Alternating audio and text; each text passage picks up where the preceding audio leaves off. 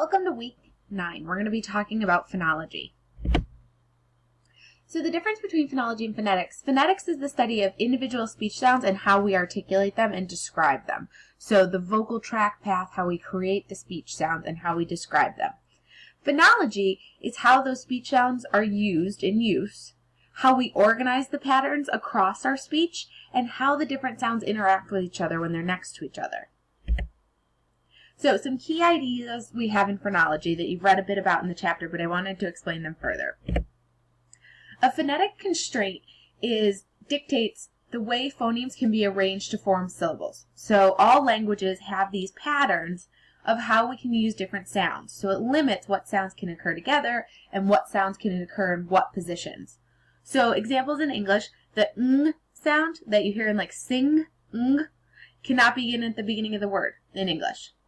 Also, when we have triple consonant clusters at the beginning of the word, it can only occur when we have an S plus an unvoiced stop plus a liquid or a glide. So sprint, splint, scream. There's rules about when these can go together. Then we have the idea of a natural class. So a natural class is a group of sounds that satisfy a given description to the exclusion of other sounds. So when we look at our charts, our IPA alphabet and our IPA vowel chart, there's certain groups. So we have bilabials. The sounds in the bilabials exist to the exclusion of other sounds. Nasals, fricatives, alveolars, open vowels, clicks. Those, we can call them a natural class of sounds. They have something in common to the exclusion of other sounds. Then we have this idea of minimal pairs. And minimal pairs are really, really important because they let us figure out if two phonemes are in contrastive distribution, that we'll talk more about later, or in non-contrastive. So whether or not two phonemes are completely different in a language, or whether they're used in complementary distribution. So if we look at some examples in English, fine, mine, that shows us that the f phoneme and the m phoneme are different phonemes. They're contrastive. They change the meaning of the word. Seek, leak tells us that s and u are different sounds. They change the meaning of the words. We can't use them and think that that's the same word. Mop, map lets us know and are different. Tad, dad. So we use this to test whether sounds are two different phonemes or whether they're allophone of the same phoneme. That just means that they occur in complementary distribution. You can use them interchangeably and it doesn't change the meaning of the word. So let's talk a little bit more about that. So phoneme means it's a class of speech sound identified by a native speaker as the same sound. So when things occur in contrastive distribution, that when we look back at fine, mine, the f and sound, those are contrastive. There's a significant difference in sound between the two phonemes. A native speaker would tell you that the f and sound change the meaning of that word, fine and mine. So t and d in English. Tad and dad are two different words. We know that those two phonemes are in contrastive distribution. They don't occur in the same place. Now, allophones are non-contrastive realizations of the same phoneme. So non-contrastive means that there's a difference in the sound. It sounds a little bit different, but it doesn't change enough to be considered a different phoneme. So if we look at pin, the p is aspirated, so pin. And then spin is just p. So p and p. Those are not contrastive. They're not different enough that it changes the phoneme. We still hear it as p. It's the same. It's an allophone of the same phoneme. If you look at page 140, it's going to give you a nice flow chart for how to break this up. So take a second and look at that now. Okay, so an interesting side note though. Some features that are non-contrastive in English, allophones of the same phoneme, could be contrastive in a different language, so they could be different phonemes. So in English, when p in pin and p in spin are not contrastive, in another language, that aspiration can completely change that phoneme. It'll be a completely different phoneme. And then there's features that are contrastive in English, different phonemes, that may be non-contrastive in other languages. So where we say that t and d are completely different sounds in English, they're different phonemes, they're in contrastive distribution. In another language, they could be in complementary distribution. So language rules about phonemes and allophones of the same phoneme do not carry over between languages. So later on, we're going to talk about phonological analysis, and that's a key component of this. We're looking at different languages to see if certain phonemes are different phonemes or if they're an allophone of the same phoneme. So that's the whole heart of the phonological analysis that we're going to do this week. So if something's in complementary distribution, we just talked about it, it means that they're allophones of the same phoneme. So throughout your chapter, these kind of get used interchangeably. Complementary, allophone of the same phoneme. It means the same thing. Different phonemes means they're contrastive distribution. So if you need to, look back at this slide when you start seeing complementary, contrastive, and you want to remember if that means different phonemes or allophones of the same phoneme. Then we have some phonological rules. So how sounds can impact each other when we're using them in spoken language. So assimilation means a sound becomes more like a neighboring sound with respect to some property. Dissimilation means it becomes less similar to a sound that's nearby. Insertion is a segment that's not present. Like if you see it written orthographically, all of a sudden this sound is inserted. Deletion means we just delete a sound when we're pronouncing the word, or we're using the word in spoken language. Metathesis is the change in order of the sounds.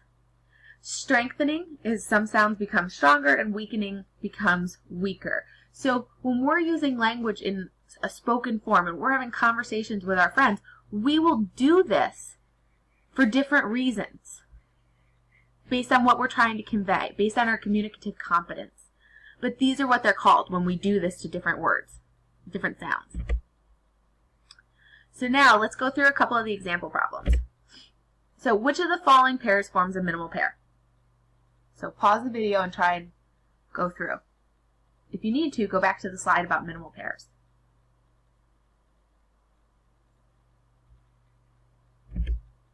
Stay and slay. We know because the t and the u are the only difference. Play and plaid, that's two differences, the vowel and the final phoneme. Whole and whole are the same, and smart and heart have more than one difference. Minimal pair is only one difference.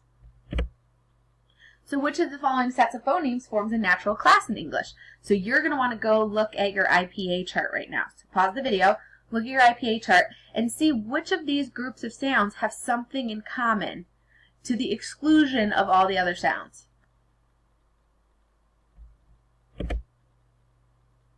So B, D, and G form a natural class. So now, what's the name of that natural class? Look at your book. What do they have in common that's contrastive to other phonemes?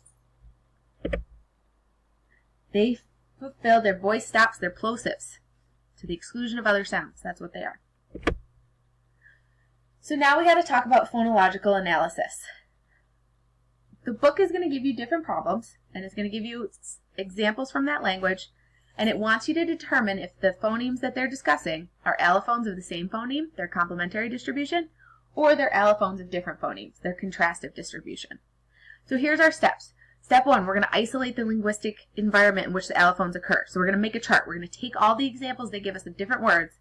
It's too much information. We need to cut it down to the important things. Step two, we're going to look at our chart and we're going to look for minimal pairs. Because remember, ding, ding, ding, if we have a minimal pair, we know that they're allophones of different phonemes. We know their contrastive distribution. They mean different things. Think back to fine and mine. F and are in contrastive distribution in English. So then we stop right there. When we're doing a phonological analysis, we stop right there. If there is a minimal pair, we know it's contrastive distribution. If there's no minimal pairs, then that means they're allophones of the same phoneme. So now we have to figure out the rule. When does one occur and when does the other occur? So that's step three. We're going to organize the linguistic environments that surround the different allophones and help determine our rule for when do they occur. So if we're looking at pin and spin, the p and p, we want to know when the aspirated p occurs and when the regular p occurs. It'll help us to better understand the language. And then step four, we write out that rule. So let's do one together, and then you can do another one that I've given you an answer on. And on the practice problems this week, there's a few that you're assigned to do, and then I give you even more additional examples. This seems to be something that tricks people up, this phonological analysis.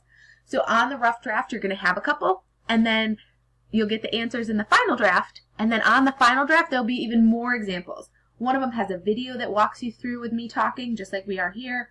One has a picture breakdown. So lots of opportunities to practice this. And remember, you can always email me and we can practice more if all of these different chances you still don't feel confident before we walk into the exam. So Mocalise, we're going to isolate the linguistic environment. It's helpful to make a chart. I would definitely make a chart.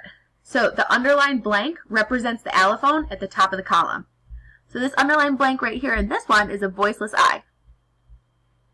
Here it's just the I, then the voiceless U, and then the U. And this language is interesting because usually all vowels are voiced, so to have a voiceless vowel is interesting. So what the question wants us to know is, are these, the voiceless I and the I, allophones of the same phoneme or different phonemes? Or is the voiceless U and U allophones of the same phoneme or different phonemes? So that's our step one. We made the chart. We got rid of all the superfluous information so that we could just look at the details. So now we're going to look at minimal pairs. Are there any minimal pairs of P underscore S for this column and this column? Nope. K underscore S? Nope. K underscore T? No, we don't have any minimal pairs. And same with the voiceless U. P underscore K? Nope. S underscore P? Nope. So we don't have any minimal pairs. So now we know that these are allophones of the same phoneme. They are occurring in complementary distribution. So, step 3 is we have to figure out a rule now. So when does I become voiceless I, and when does U become a voiceless U? We need to understand that rule so we better understand the language. So, we break it down this way. We look at this and we look at our natural classes. So, we know that the voiceless I, this underscore, this blank, occurs after a voiceless sound. So P and K are both voiceless sounds.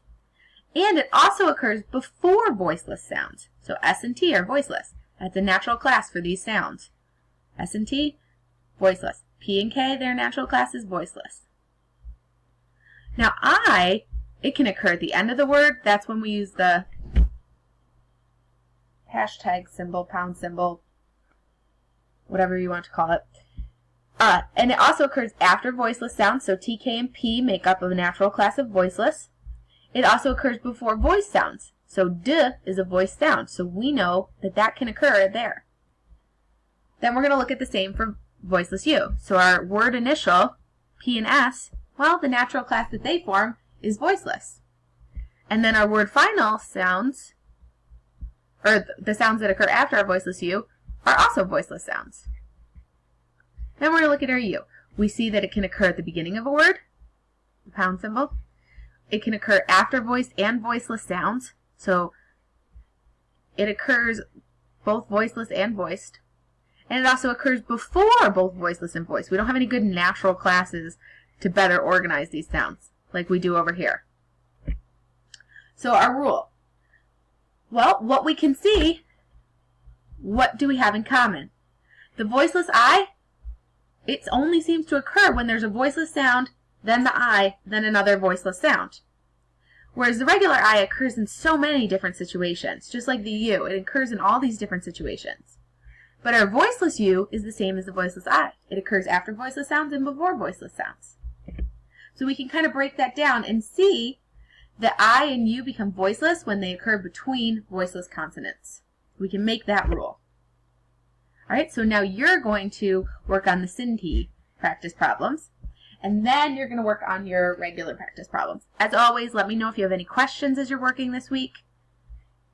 I'll talk to you soon.